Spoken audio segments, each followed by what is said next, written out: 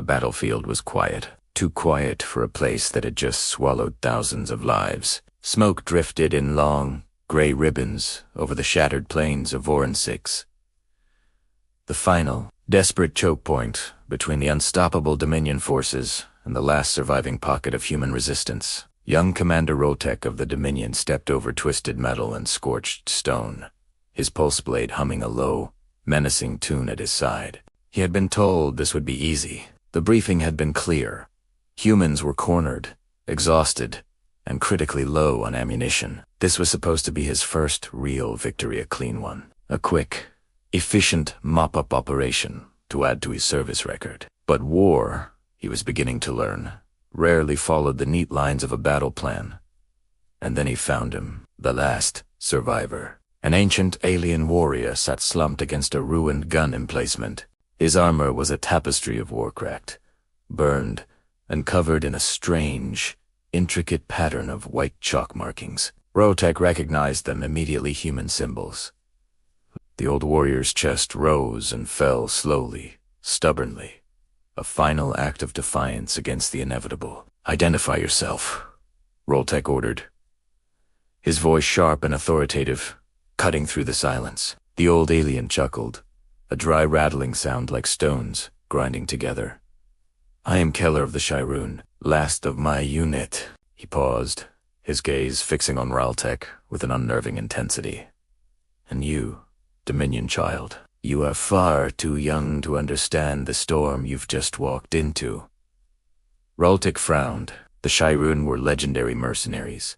Their prowess in battle sung in epics across 100 star systems. They fought for the highest bidder, for glory, for credit. What was one doing fighting alongside the broken remnants of humanity? "You fought for them?" he asked, the incredulity clear in his voice. Keller offered a smile, an exhausted, knowing smile that held the weight of countless battles. "I fought beside them. There is a difference." Roltek raised his weapon, the pulse blade's hum rising in pitch. "Your war is over. I will make your passing quick. It is the least I can offer a warrior of your reputation." "Before you kill me," Keller whispered, his voice thin but resolute, "let me tell you who humans really are. You deserve at least that much." A final lesson, from one soldier to another. Something in the old warrior's tone made Roltek hesitate. Pride, perhaps. Or the strange gravity of a final confession. He lowered his blade a fraction of an inch. "Speak then." Keller exhaled, the air whistling from wounded lungs. "The Dominion thinks humans are weak because their worlds fell so quickly. You see their retreat as cowardice. You think them chaotic, undisciplined, primitive. But that is only what you saw in the first strikes. The surface. The shock. Irritation pricked at Roltek. They broke easily. Our strategists predicted it." "No," Keller said, his eyes glinting with a sudden fire. "They adapted." He lifted a trembling hand and tapped the white chalk symbols adorning his scorched armor. "Do you know what these mean? The Dominion intelligence reports probably call them kill markings. A primitive tally." He shook his head. "They are not kills. They are memories. Each symbol represents a comrade lost, a name, a face. Humans taught me this, marking every friend who falls so that we never, ever fight alone." Roltek shifted uncomfortably. "That wasn't in any of the reports." Keller continued, his voice gaining a strange strength. "When my unit first met them, they were terrified, outmatched. Our Dominion-made rifles felt alien in their hands. They could barely fire them without fumbling. But fear doesn't break humans. It doesn't paralyze them. Fear focuses them. They turned every battlefield into a classroom. Every defeat became a blueprint for their next victory. Every piece of your advanced technology they captured was taken apart, studied, and improved upon overnight." Roltek scoffed, trying to regain his composure. "And yet, they lost their worlds. Their entire civilization is on the brink of extinction." "They lost their worlds," Kylo agreed, his voice softening, "but not their will. And that is the detail your strategists missed. Humans don't defend land. They don't fight for territory or resources in the way the Dominion understands. They defend each other. They fight for the person standing next to them. And that is why you will ultimately lose, young commander. The words sank into the smoky air like a curse. Raltek tightened his grip on his weapon. The Dominion is limitless. Our resources, our armies, they are endless. Humans are nothing but cornered animals. Keller let out a laugh, a deep, tired laugh that echoed strangely across the ruins. You misunderstand the most important truth of all. His eyes locked onto Roltek S with burning clarity. Humans are never more dangerous than when they are cornered. As if on cue, a distant rumble shook the ground beneath their feet. It started as a low vibration, growing steadily into a powerful, rhythmic tremor. Roltek turned his head, scanning the horizon. It sounded like artillery, but wrong.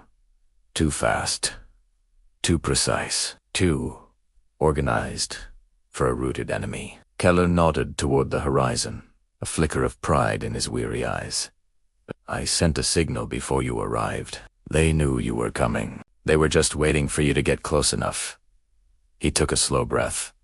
They are coming. The humans, Roltek whispered, a cold dread beginning to seep into his veins. No, Keller breathed, his voice barely audible. Your reckoning.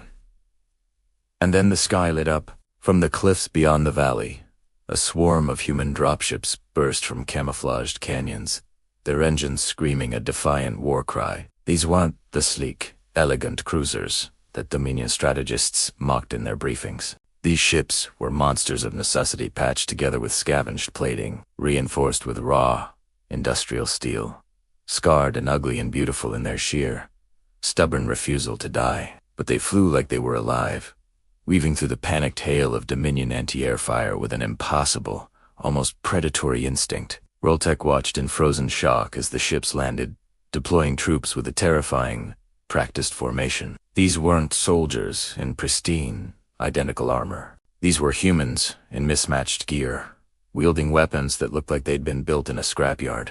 They wore welded exosuits and rode on repurposed mining rigs that had been converted into brutal walking tanks.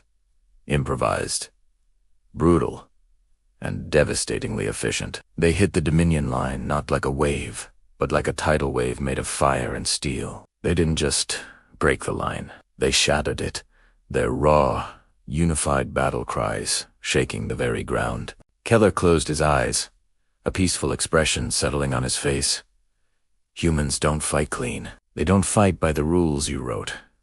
They fight to survive. They fight for the one standing next to them. That is their gift. That is their curse. And now, young commander, you will see the truth you were never taught.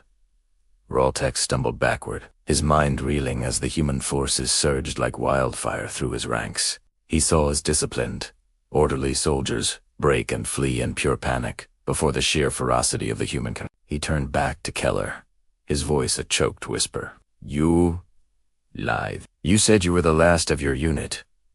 Keller smiled again, a genuine, peaceful smile this time. Two human medics were already rushing toward him, their faces grim with determination as they ignored the chaos of the battle. I told you the truth, Commander, Keller said, his voice fading. Humans don't let their friends die alone.